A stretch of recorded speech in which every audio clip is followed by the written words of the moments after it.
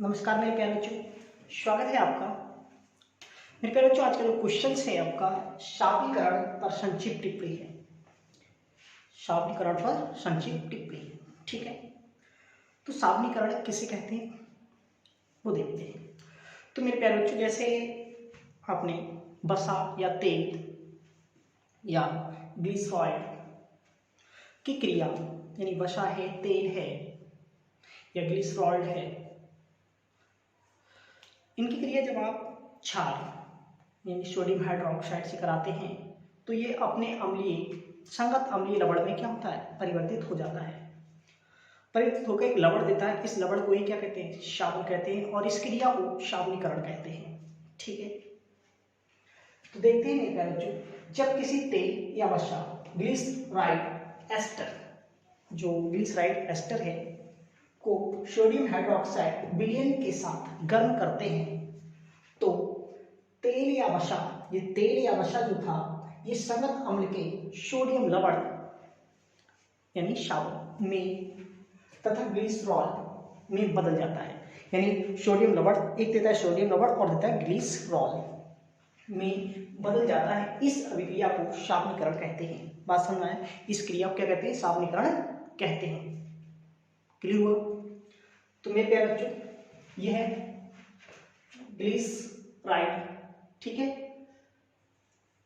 हाँ ठीक है, ग्लिसराइड एस्टर, ठीक। CH2 single bond O single bond CO C17H35, CH single bond O single bond CO C17H35, CH2 single bond O single bond CO C17H35 की क्रिया NaOH से कराते हैं। किससे कराते हैं? NaOH से, ठीक है। तो मेरे प्यारे बच्चों, तो देखें आप, ये आपने देखा OH, ठीक, देखते हैं ये OH।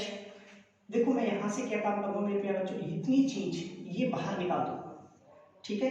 यानी ये चीज निकालने के बाद इन सब पे मैं OH क्या लगाऊंगा, Na, इस पर क्या लगाऊंगा, यानी ये Na इसके साथ, Na इसके साथ, Na इसके साथ, और क्या बनेगा C17H35 COON, क्लियर। और ये OH है, इस OH को एक बार इसके साथ कर दिया, और एक OH इसके साथ कर दिया, और एक OH इसके साथ कर दिया, ठीक है। इतनी बात समझ आ गई। यानी और आपको जो प्राप्त हुआ है क्या, ग्लिसरॉल प्राप्त हुआ है, इसे ग्लिसरॉल कहते हैं, ठीक। यानी आपको ग्लिसरॉल प्राप्त हो और ये साबुन प्राप्त हो। बात समझ आई? यानी यहाँ पे कितने, 3 Na हैं और 3 ही OH है।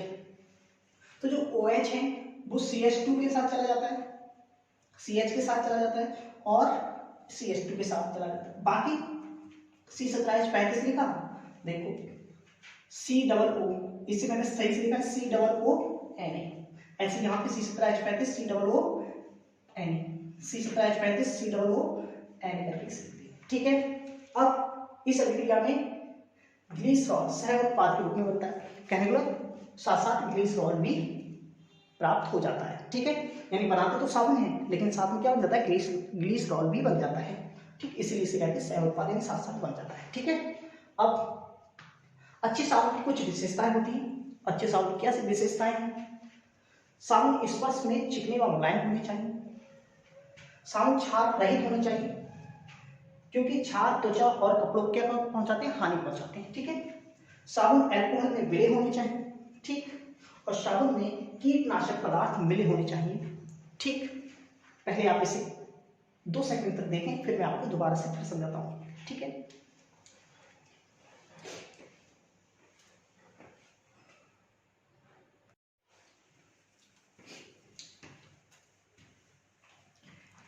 ठीक है, देखिए आप एक बार दोबारा से, शाबनीकरण पर संक्षेप टिप्पणी लिखिए। तो आपने कहा जब किसी तेल या वसा जैसे ग्लिसराइड एस्टर को सोडियम हाइड्रोक्साइड विलयन के साथ गर्म करते हैं तो तेल या वसा संगत अम्ल के सोडियम लवण यानी शाबन तथा ग्लिसरॉल में बदल जाते हैं। इस क्रिया को ही क्या कहते हैं, शाबनीकरण कहते हैं, ठीक।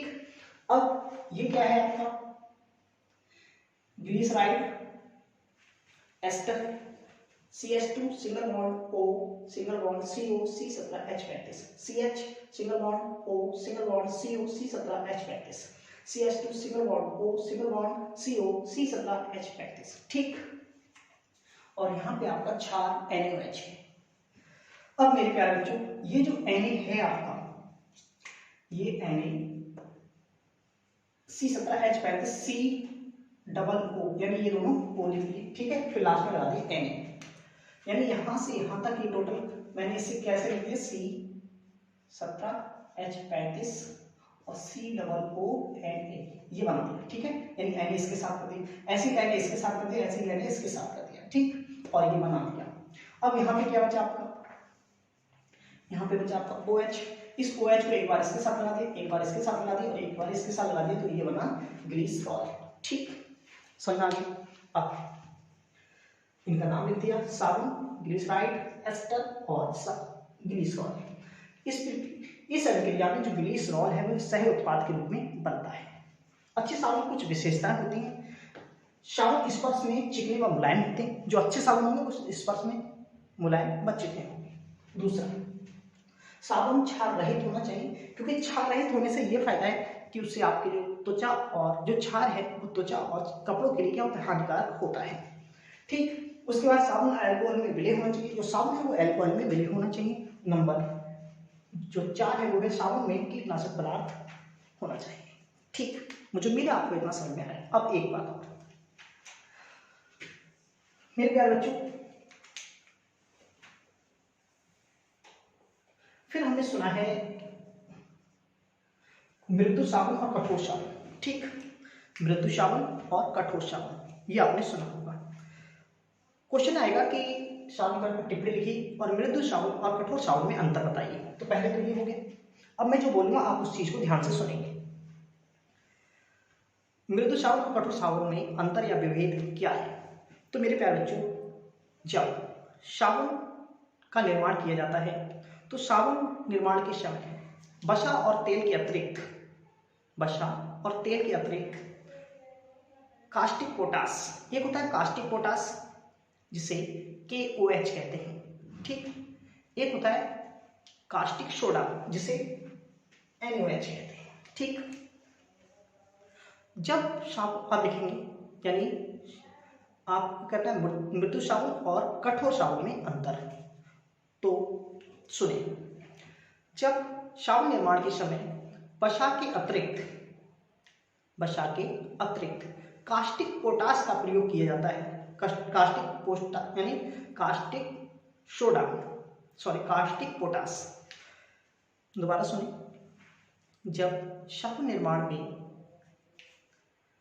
वसा के साथ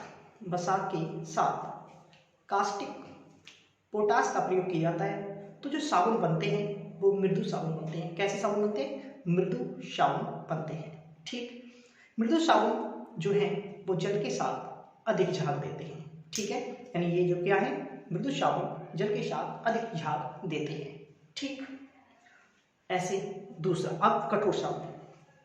जब साबुन निर्माण के समय वसा के साथ कास्टिक सोडा का प्रयोग किया जाता है तो जो साबुन बनते हैं वो कठोर साबुन बनते हैं।